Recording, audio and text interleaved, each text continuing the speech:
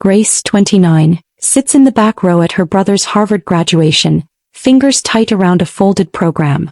Back here again, she murmurs, watching Jack's cap bob in a sea of crimson.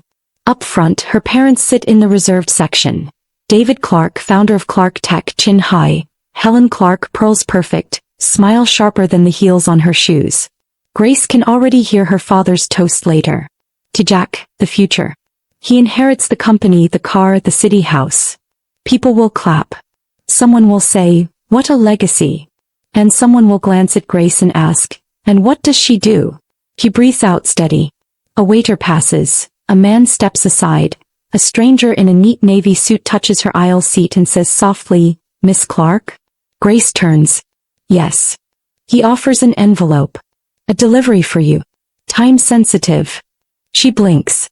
"From who?" He smiles. "From someone who believes you're ready." He slips away before she can ask more. Grace stares at the seal. What now? Her phone buzzes. Jack's text. "You here? Find me after. Please." She types, "Proud of you." Then she slips the envelope into her bag. The band starts. The dean speaks. Grace looks toward the stage and whispers to herself, "If you're watching this, tell me where you're from. And hit like and subscribe if you've ever been underestimated." Then she catches it. She's speaking like she does in her videos, but today she isn't the narrator. Today she's the story. "Okay," she tells herself, half smile, half shield. "Let's finish this chapter." The Clarks live behind white columns in the Hamptons, a house so polished it reflects judgment. "Excellence is a habit," David says at dinner, tapping a fork against a crystal glass. "We aren't lucky. We are prepared." Helen adds, "And presentable. Excellence must look like excellence." Jack grins. Attention fits him like a tailored suit. Grace folds her napkin. He went to community college. He's the Ivy star. The rules were simple growing up. Numbers belong to Jack, appearances belong to Helen, and silence belongs to Grace. After dessert, David walks Jack through a spreadsheet on his tablet. "Here's why Clark Tech scales. Moats. Patents. Margins." He turns to Grace. "And you? How are your projects?" Grace says, "I'm learning, Dad." "Learning what?" he asks, not unkind, just busy. "How to build something that helps people." Helen's eyes sweep Grace's hair. "Darling, a trim would help people." Grace smiles thinly and gathers plates. In the pantry, the housekeeper, Mrs. Miller, soft voice, hard worker, touches Grace's shoulder. "You're a good girl," she says. "Good is not the same as seen," Grace whispers. "Then make them look," Mrs. Miller says. Grace nods, but in this house looking only goes one way. Up the food chain to Jack. She was 8 when she first felt the gap. Grace had spent 2 weeks on a water cycle poster. Cotton ball clouds, blue arrows, careful handwriting. "I want to show you," she told her father, leading him to the dining table. He glanced, checked his watch. "Not bad, Grace. But do you understand the science or just the art?" Before she could answer, 4-year-old Jack toddled in with a battery, wires, and a tiny bulb. "Dad, it lights." David laughed, delighted. "Look at that. Circuits already." He called, "Helen, come see this genius." Grace stood there, hands on the table's edge, the cotton clouds suddenly heavy. "Mine is good too," she said, quiet. Helen kissed Jack's head. "Our little inventor."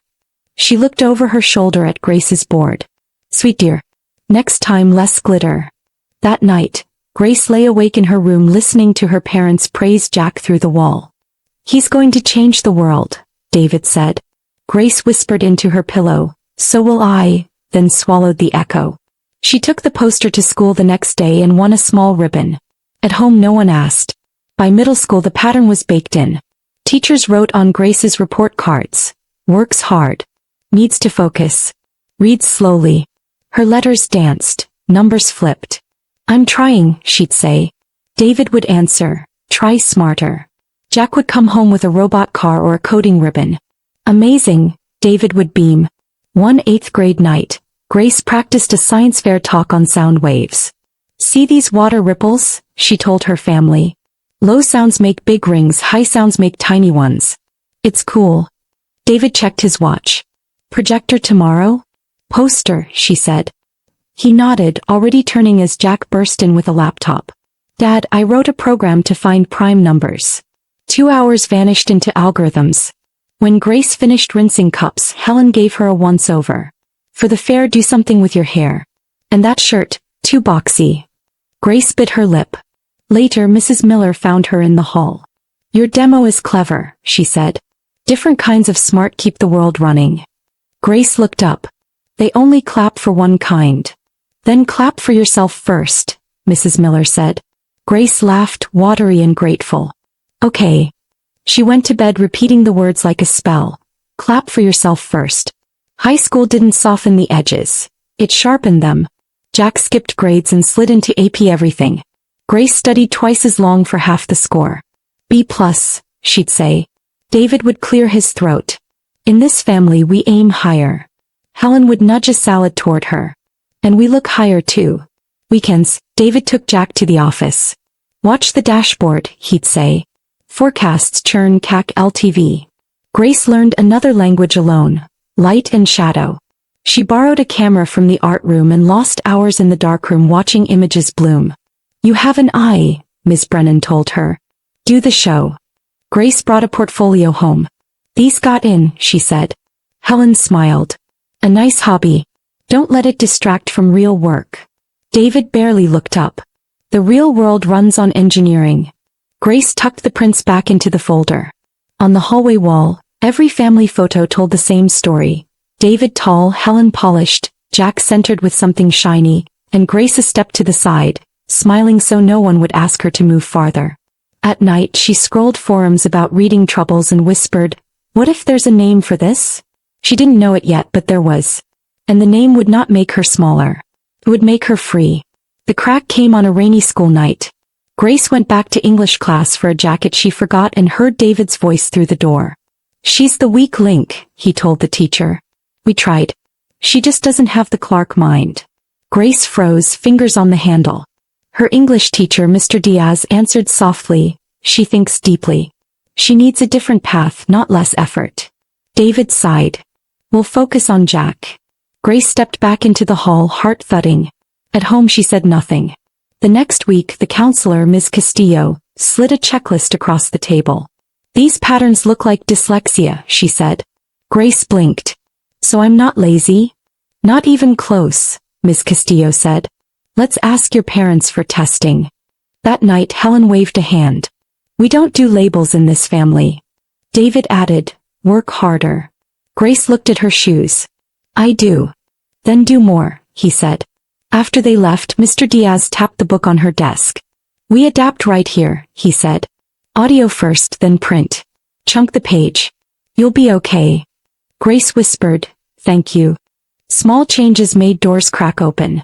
Mr. Diaz read passages aloud. Grace answered out loud before writing. See, he smiled. You know the ideas.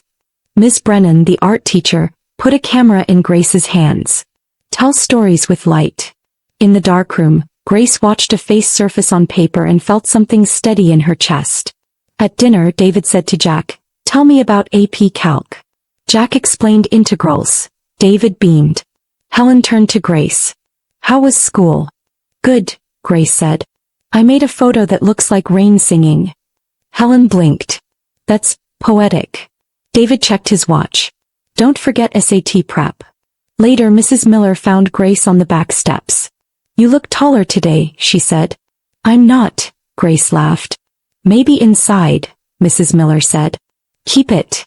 Grace held the air between them like a promise. Sophomore year brought the science fair again. Grace built a water tray and a speaker, showing how low notes made wide rings and high notes made tight lace. Try it, she told classmates. Laughter softened her shoulders. On fair night, David stood for 2 minutes. Nice. Where's Jack? He asked. Jack arrived with a new coding badge. First place, he said. David hugged him. Of course. In the car, Grace stared out the window. Dad, she said steady. I want testing. Silence stretched. Helen clicked her tongue. Grace. I need to know, Grace said. Jack twisted around from the front seat. I'll go with you, he said. Helen sighed. Will we discuss it? At school, Miss Castillo squeezed Grace's hand. Whether they agree or not, your brain is not your enemy, she said. We'll work the system. Grace nodded. Even if I have to build a new one, she murmured. Graduation week arrived like a quiet wave. Grace crossed the stage to polite claps. David missed the first half for a critical meeting. Helen filmed with her phone and typed between names. That night there was no party, just takeout. Community college, Grace said, placing a brochure on the table.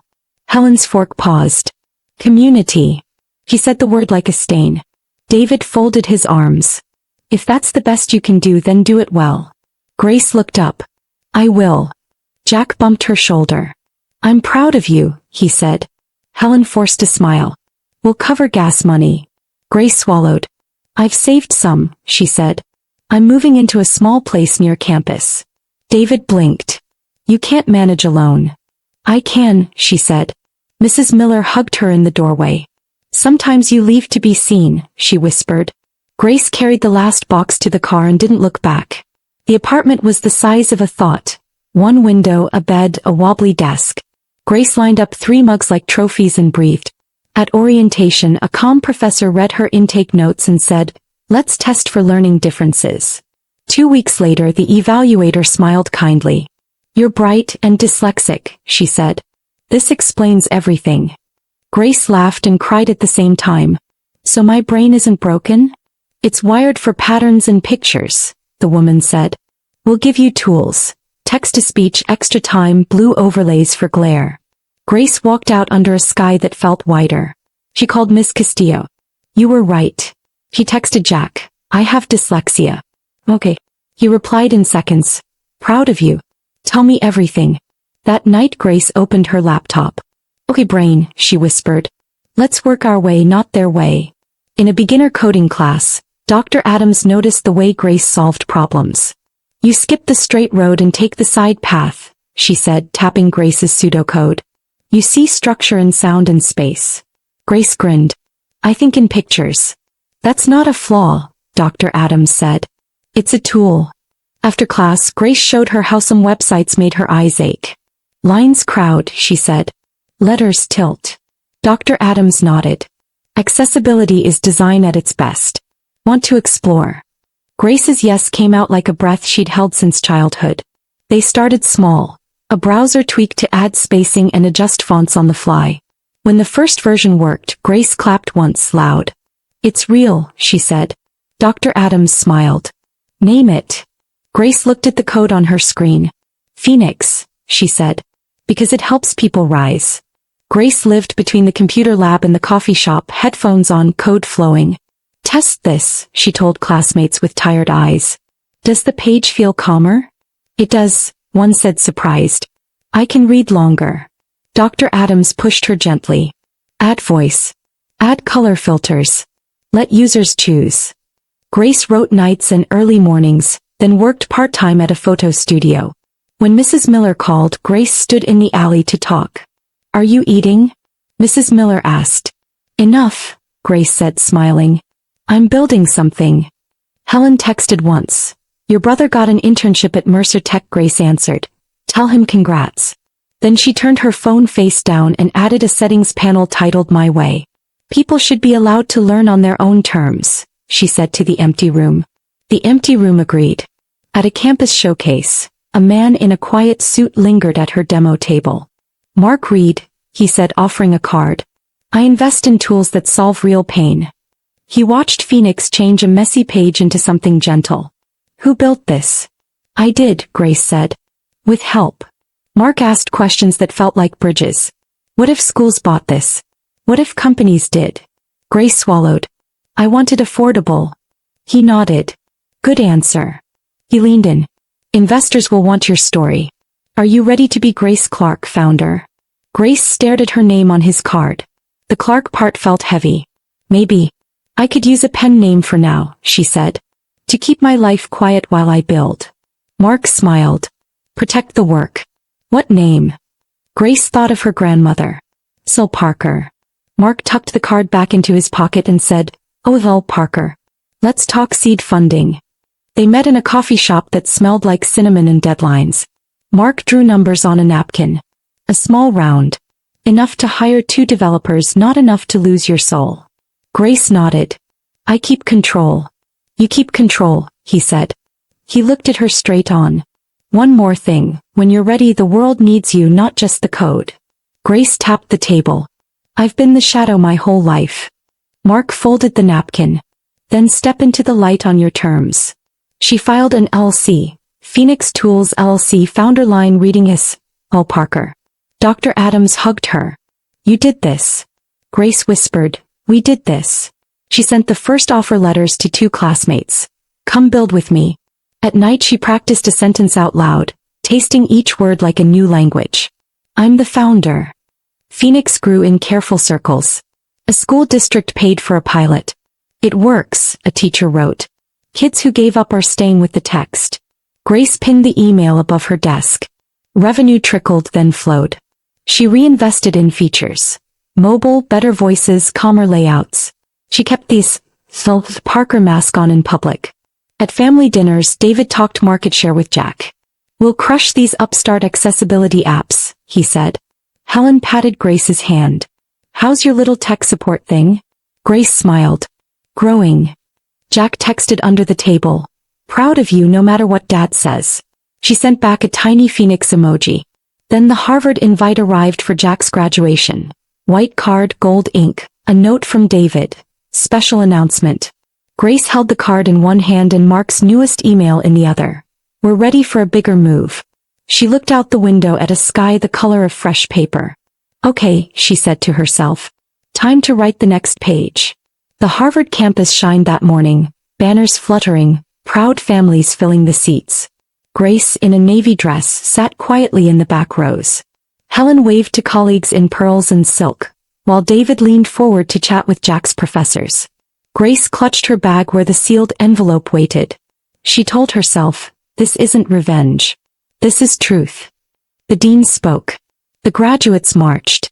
Jack's name echoed across the lawn. Helen dabbed her eyes. David rose, clapping so hard his ring hit the rail. Grace clapped too, but her heart was racing. Jack spotted her in the crowd and gave a small nod, a secret smile. For a moment they were just siblings again. She pressed a hand to her chest. I'm proud of you, she whispered, though her story was about to eclipse his. That night, chandeliers glittered in the Cambridge restaurant David had rented for Jack's graduation dinner. Waiters poured champagne. Guests murmured about legacy and genius. Grace sat at a far corner table half hidden by a pillar. She sipped water, invisible as always. Then David tapped his glass. Friends, he boomed, tonight we honor Jack. He is not only my son but the future of Clark Tech. Applause rang out. To support his rise I gift him 25% of the company, a Tesla and our Manhattan home. Guests gasped and clapped harder. Helen's eyes shone with pride. Grace's cheeks burned. She braced herself for the usual afterthought. And Grace, we wish you comfort. But before David could sit, the door opened. Mark Reed stepped in, his tailored suit cutting the room into silence. Whispers rippled. That's Reed Investments. The venture capitalist. David smiled eagerly. Mr. Reed, what an honor. Come join us.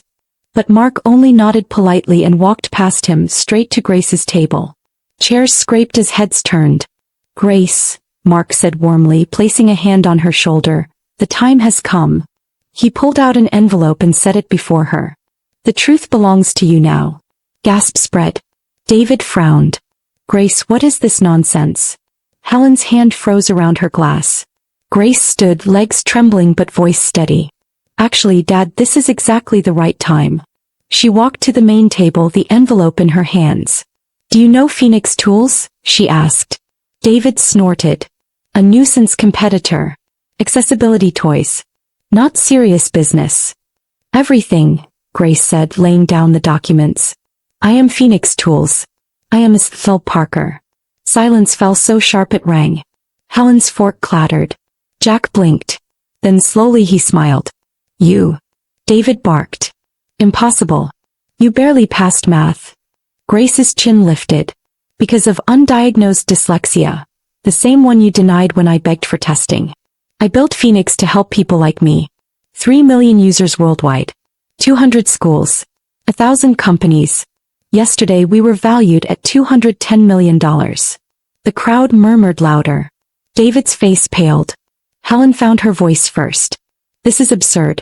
You running a tech firm? Grace turned to her mother, voice calm. Yes. Because intelligence is not one shape, one measure, one sun. It is resilience. It is vision. It is rising when no one believes in you. David's jaw worked. Why hide behind a fake name? Because you wouldn't have believed me, Grace said. Because you told me my place before I even had one. So I built it myself. A businessman guest whispered, Clark Tech has been losing contracts to Phoenix.